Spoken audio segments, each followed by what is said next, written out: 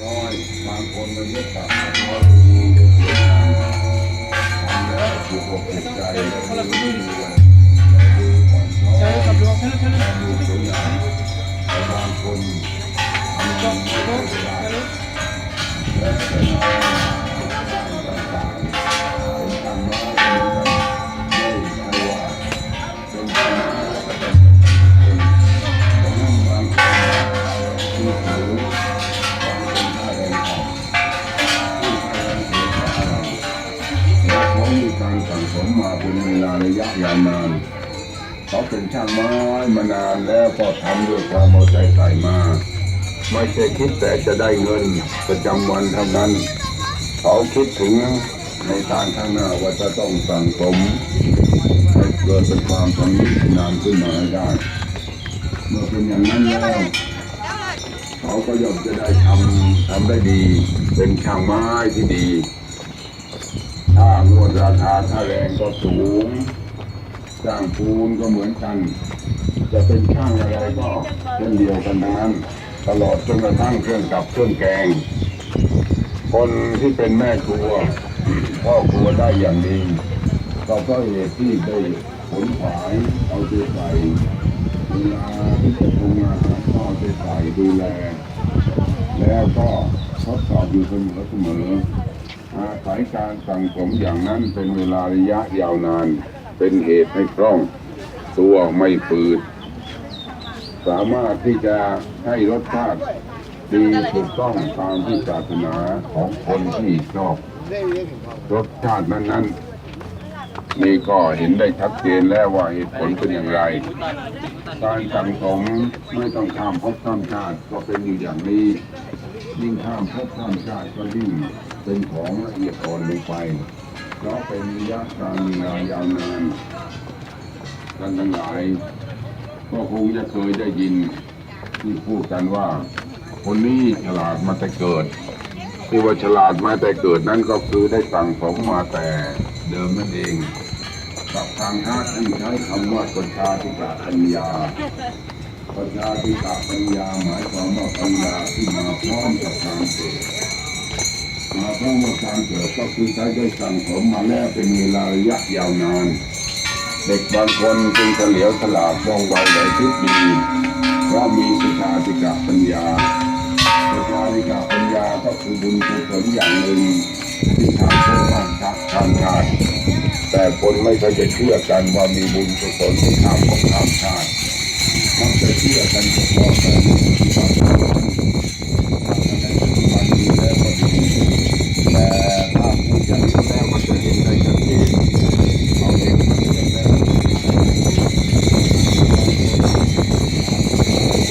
โอ้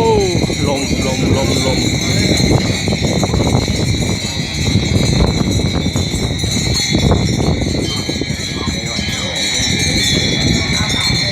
้าด้านในไม่ต้องถอดรองเท้าระวังรองเท้าหายเป็นลมประทานไม่ต้องถอดรองเท้าเนี่ย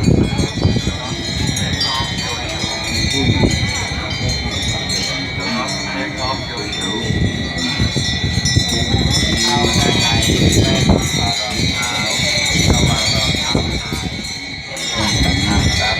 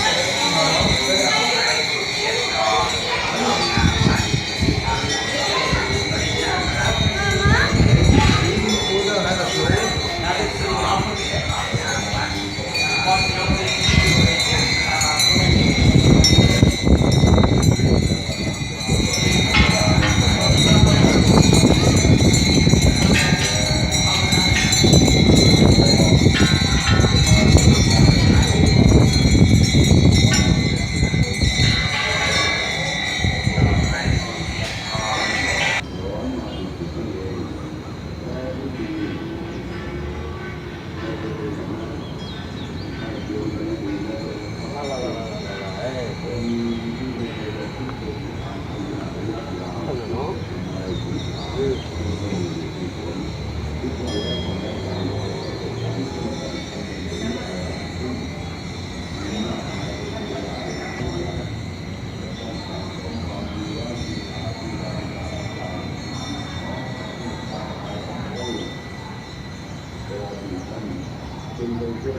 ดภูเขาทอง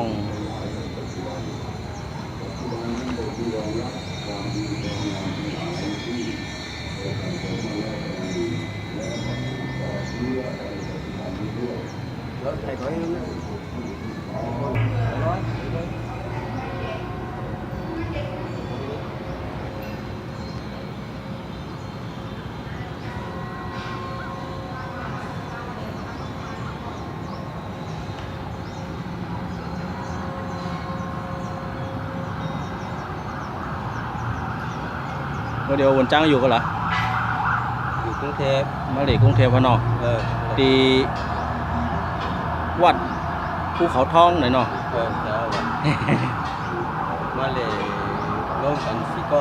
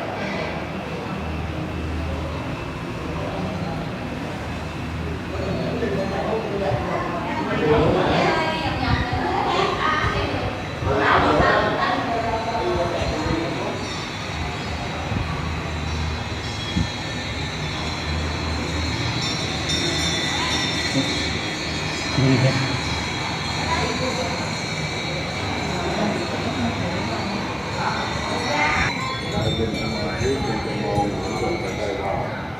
เกิดจากอย่างไรการที่มีจิตเป็นสมาธิก็ได้เด็ดร้อยแล้วเฮ็ดเพื่อนมาหนึ่งนี่การมองให้เห็นชัดเจนว่านารูปเกิดจากอย่างไร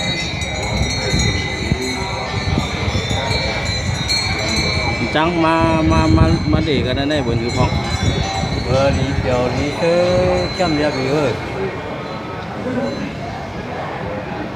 กำเดินมีโอกาสต้องแต่ใครมาทั้งเดออนลู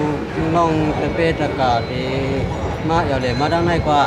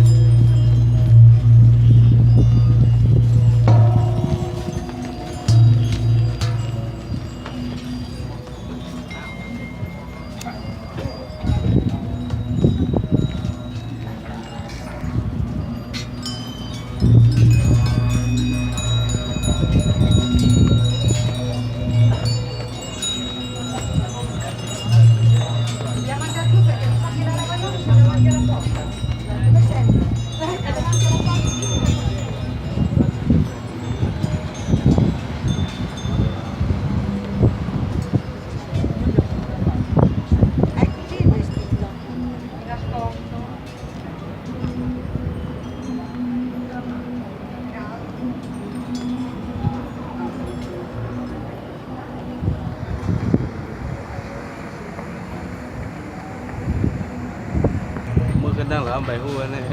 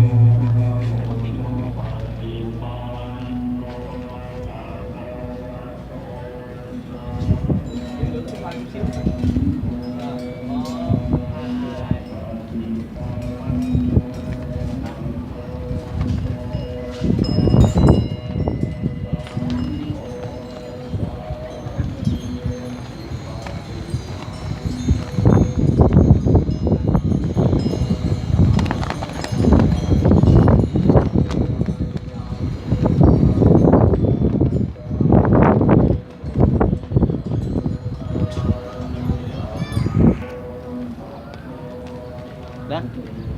đáng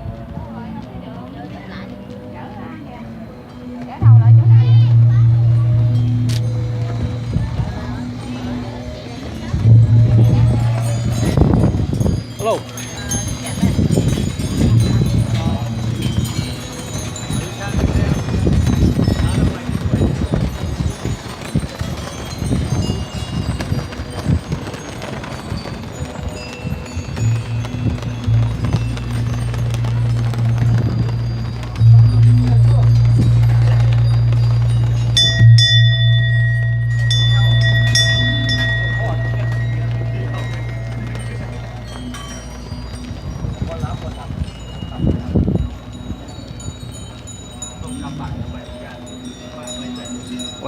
วันนี้ผมมากับพระ2 องค์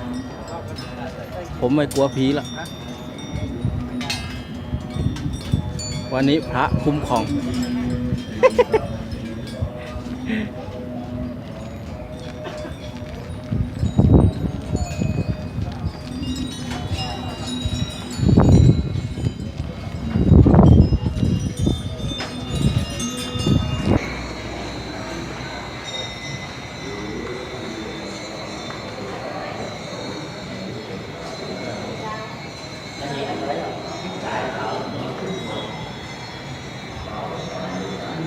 ทางนี้ออกไม่ได้ไม่ใช่เหรอ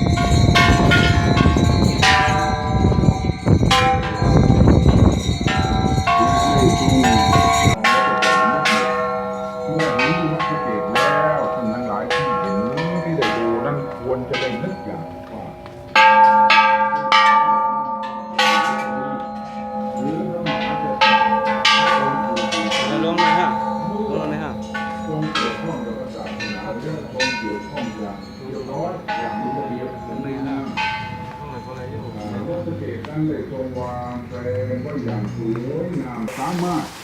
เราทำนั่นได้เราทำนี่ได้เราเดินนักอย่างนั้นได้เดินนักอย่างนี้ได้ต้องนึกว่าที่เราทำทั้งหมดนั้นเราทำสนองพระเดชพระคุณของพระองค์ท่านทั้งนั้นถ้าพระองค์ท่านไม่ได้ทรงเดินนักในสองขอแล้วอย่างนี้เราจะมีกติมากมายมีกติพระองค์ที่ได้ทรงเดินนักในสองขอวัดเกตโดยเฉพาะราชการที่ได้ทรงเดินนักในสองขอ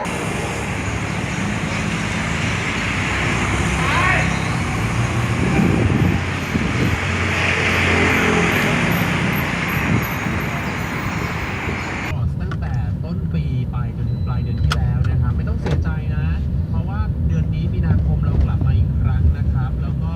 เรายังคงแจกรางวัลให้กับเมสเตอร์แล้วก็เพิ่มไปอีกเป็นบัตรกำนันเงินสดมูลค่า 5,000 บาทนะฮะไม่ใช่บัตรผู้ใหญ่บ้านบัตรกำนันนะครับบัตรกำนันยังเล่นมุกนี้ได้อยู่ บัตรกำนันเลยนะครับแล้ววิธีร่วมสนุกของเราก็เหมือนเดิมแหละก็คือว่าจะต้องไปลงทะเบียนที่แอปพลิเคชันของไมโครโนเซเว่นนะครับแล้วก็แชร์อันที่เราลงทะเบียนแล้วคือเวลาลงทะเบียนก็คือจะต้องเป็นหน้าที่เราต้องกรอกชื่อนามสกุลที่อยู่อะไรเงี้ยนะครับแล้วก็แชร์อันนั้นเนี่ยไปที่ Facebook ของคุณนะครับแล้วก็เปิด Public ในทุกวันที่จะเล่นนะครับแล้วก็วันที่จะเล่นก็คือแอดไลน์แมคโนเซเว่นส่งข้อความมาว่าเมดบีบอสปอร์เช่นะครับตามด้วยชื่อนามสกุลนะครับแล้วก็พอได้ยินเสียงจิงเกิลเมดบีบอสก็โทรเข้ามาที่ 022451843 เราก็จะไป